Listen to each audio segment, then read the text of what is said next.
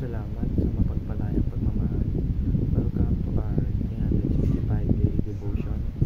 Ako po si Alexander Gomez from Batch 3.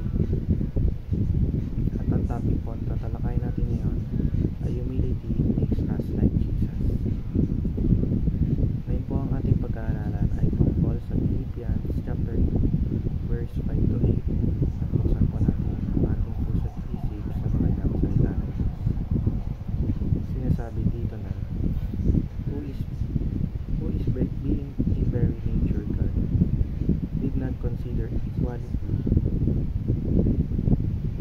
in your relationship with one another. Have the same mindset as Christ Jesus, who being in very nature God did not consider equality with God something to be used to his own advantage. Rather, he made himself nothing, but taking the very nature of a servant, being made in human likeness, and being found in appearance as a man, he humbled himself by becoming obedient to death. Or sa Tagalog, naway magkaroon kayo ng kaisipan na tulad ng kay Kristo Jesus. Kahit taglay niya ang kalikasan ng Diyos, hindi niya pinagpilitang manatiling kapantay ng Diyos. Sa halip, kusa niyang binitawan ang pagiging kapantay ng Diyos. At namuhay na isang alipin, ipinanganak din siya bilang tao. At nang siya'y maging tao, nagpakumbaba siya at naging masunod hanggang kamatayan, maging ito man ay kamatayan sa krus. Sinasabi sa verse na ito na ang Panginoon daw ang natin na si Kristo ay kailanman hindi naging makasarili. Never niya nakita ang sarili niya na paglilingkuran dahil siya ang naglingkod sa mga tao. Nagpaka-humble siya at hindi niya ginamit ang pagiging Diyos niya para makapagmataas.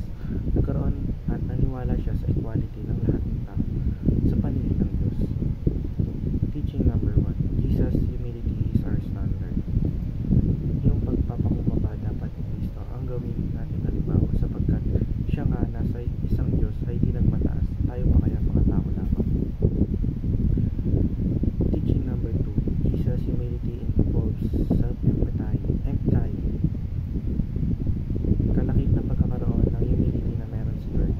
Minsan mawawalan tayo ng bagay para sa sarili natin dahil inuuna natin ang kapakanan ng ibang tao kaysa sa sarili nating kapakanan. Teaching number 3. Jesus' humility leads to service. Ang pagkakaroon ng humility ay pagsaserve sa iba.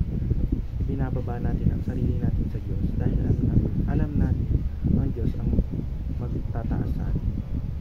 Application number 1. Adopt the mindset of Jesus. Kung ano ang pinamalas ni Jesus nang siya'y nasa lupa, ay ganoon din dapat ang klase ng pag-iisip na meron tayo. Application number 2. Avoid a sense of entitlement. Huwag tayo magpataas lalo na kung may mga achievement at success tayo na nakukuha. Huwag tayo mag-look down sa mga tao dahil lang may nararating tayo.